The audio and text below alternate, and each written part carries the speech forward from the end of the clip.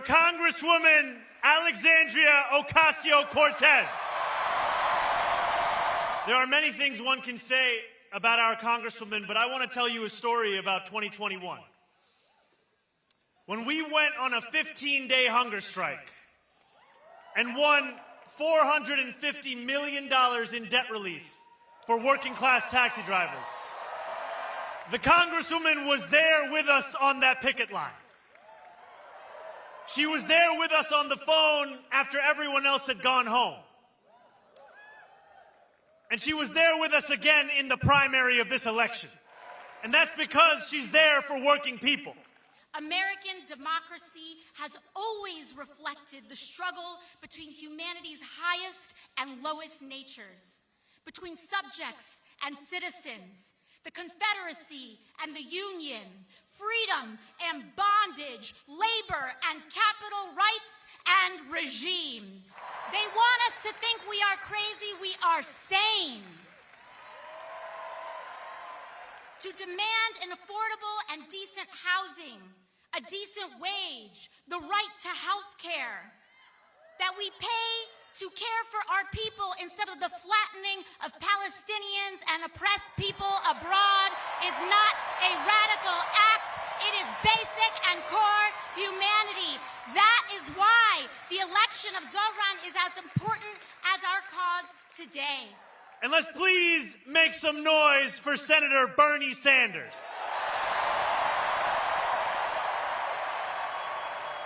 I stand before you tonight only because the senator dared to stand alone for so long. I speak the language of democratic socialism only because he spoke it first. A victory here in New York will give hope and inspiration to people throughout our country and throughout the world.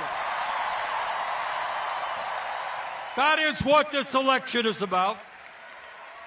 And that is why Donald Trump is paying attention to this election. Ordinary people, working class people, black and white and Latino, Asian, gay and straight, coming together to take on the oligarchy. That is Trump's worst nightmare. And what Trump and his oligarchic friends know, that if New Yorkers come together and elect Zohran, we can do that from California to Maine. We can defeat the oligarchy. When we win on November 4th and then govern from City Hall with dignity as the foundation of our politics, it will be because of the movement that Bernie built. I stand before you tonight as the nominee of a Democratic Party reinvigorated in its pursuit of making government work for everyone, not just the wealthy and the well-connected. Looking out at more than 13,000 of you here in Forest Hill Stadium, it is tempting to believe that this moment was always destined. Yet when we launched this campaign on October 23rd, 1 year and 3 days ago, there was not a single television camera there to cover it. When we launched this campaign 1 year and 3 days ago, my name was a statistical anomaly in every poll. 4 months later, as recently as this February, our support had reached the eye-watering heights of 1%. We were tied with noted candidate, someone else. I always knew we could beat him. When we launched this campaign 1 year and 3 days ago, the political world did not pay it much attention because we were looking to build a movement that reflected the city as it actually is, not just the one that political consultants think exists on a spreadsheet.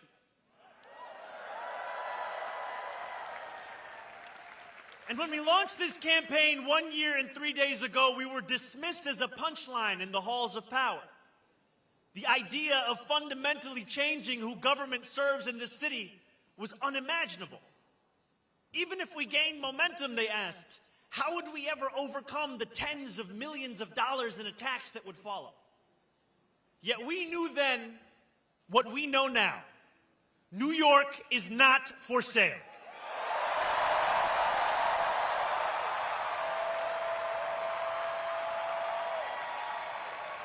As young people showed up in record numbers, as immigrants saw themselves in the politics of their city, as seniors, once skeptical, dared to dream again,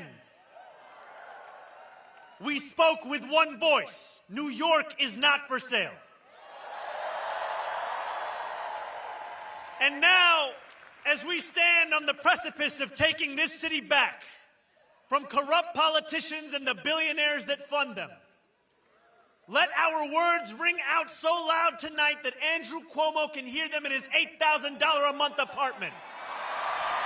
Over these 9 final days, I ask for only one thing from each of you: more. I know you are tired, and for that I recommend some Adani chai. And still, I ask for more. I know the attacks have intensified, that a warm bed is more inviting than a 6th-floor walk-up, that another evening spent knocking doors after a long workday feels daunting. And still, I ask for more. I ask for more because that is the only way that we win a future of more.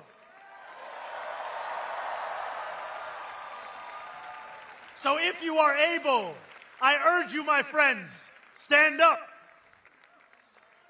If you have knocked a door, turn your flashlight on. If you will knock a door, turn your flashlight on. If you have more to give, turn your flashlight on. Together, let us make a light bright enough to banish any darkness. Over these final 9 days and the months and years that follow, the powers that be will throw everything in their arsenal against us. They will spend millions more dollars.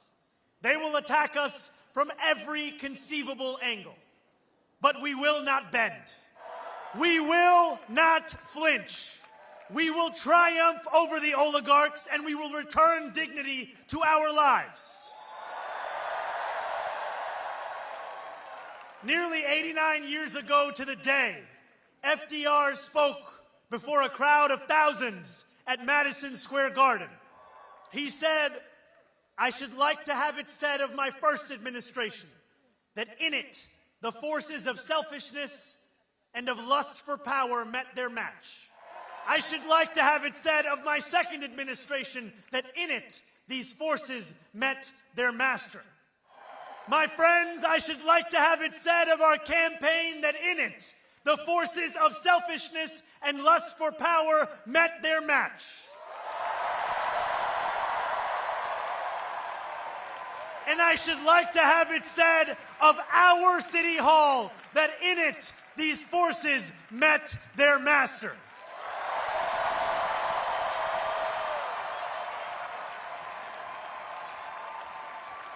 New York, our work has only just begun. On November 4th, we set ourselves free. Thank you.